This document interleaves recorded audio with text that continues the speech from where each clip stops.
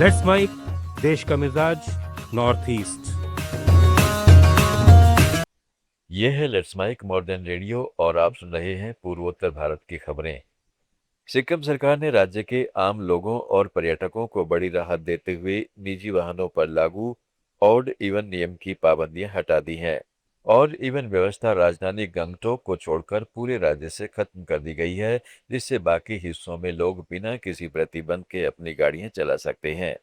पर्यटन सीजन के दौरान सड़कों पर बढ़ते भारी ट्रैफिक और जाम की समस्या से निपटने के लिए सरकार ने पहले इस नियम को पूरे राज्य में लागू किया था, लेकिन जमीनी दिक्कतों को देखते हुए अब इस फैसले को आंशिक रूप से बदला गया है। परिवहन विभाग की इस नई अधिसूचना के बाद राज्य के ग्रामीण और अन्य पर्यटन क्षेत्रों में आवाजाही सुगम हो जाएगी। मेघालय में होने वाले राज्यसभा चुनाव को लेकर सियासी सरगर्मियां तेज हैं। राज्य की इकलौती सीट पर बीजेपी ने साफ कर दिया है कि वो अपना कोई उम्मीदवार नहीं उतारेगी, बल्कि एनपीपी की अगुवाई वाले मेघालय डेमोक्रेटिक अलायंस के साझा कैंडिडेट को ही अपना समर्थन देगी। बीजेपी के इस फैसले से मुख्यमंत्री कॉनराड संगमा के बड़े भाई जेम्स संगमा का पलड़ा बेहद भारी हो गया है, क्योंकि गारो हिल्स से आने वाले जेम्स संगमा इस रेस में सबसे आगे चल रहे हैं। 60 सदस्यों वाली विधानसभा में एनडीए गठबंधन बहुमत में है। बीजेपी के इस कदम के बाद अब गठबंधन उम्मीदवार जेम्स की जीत करीब करीब तय मानी जा रही है। उधर अरुणाचल प्रदेश में राज्यसभा की एकमात्र सीट के लिए 18 जून को होने वाले चुनाव को लेकर बीजेपी के भीतर सियासी जोड़-तोड़ और खींचतान चरम पर पहुंच गई है। वर्तमान सांसद नाबाम रेबिया का कार्यकाल 23 जून को समाप्त हो जाएगा। विधानसभा में भाजपा का स्पष्ट बहुमत देखते हुए यह तय है कि पार्टी का उम्मीदवार निर्विरोध चुना जाएगा। इस सुरक्षित सीट पर कब्जा जमाने के लिए भाजपा के कई दिग्गज और हैवीवेट नेता अपनी पूरी ताकत झोंक रहे हैं और दिल्ली दरबार में लॉबिंग तेज कर दी गई है। राज्य सरकार के वरिष्ठ नेताओं से लेकर पार्टी के केंद्रीय नेतृत्व तक टिकट पाने की इस होड़ पर पैनी नजर रखे हुए हैं। भारत निर्वाचन आयोग ने मणिपुर, मिजोरम, सिक्किम और ओडिशा में वोटर लिस्ट यानी मतदाता सूची के विशेष संक्षिप्त पुनरीक्षण का काम शुरू कर लिया है।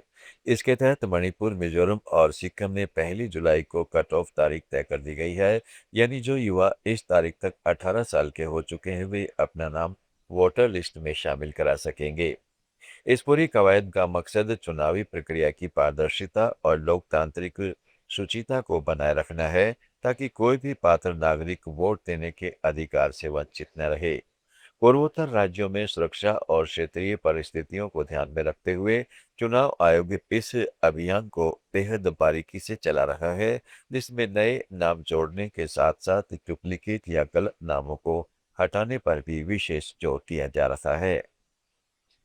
त्रिपुरा में पीएम स्वनिधि योजना के तहत रेहड़ी पटरी विक्रेताओं को आर्थिक रूप से आत्मनिर्भर बनाने की कोशिशों को नई गति मिली है। केंद्रीय मंत्री मनोहर लाल खट्टर ने अगरतला में एक कार्यक्रम में कहा है कि यह योजना सिर्फ बिना गारंटी ऋण देने तक सीमित नहीं है, बल्कि छोटे कारोबारियों को औपचारिक बैंकिंग व्यवस्था और डिजिटल लेनदेन से जोड़कर उनकी आय बढ़ाने का माध्यम बन रही है।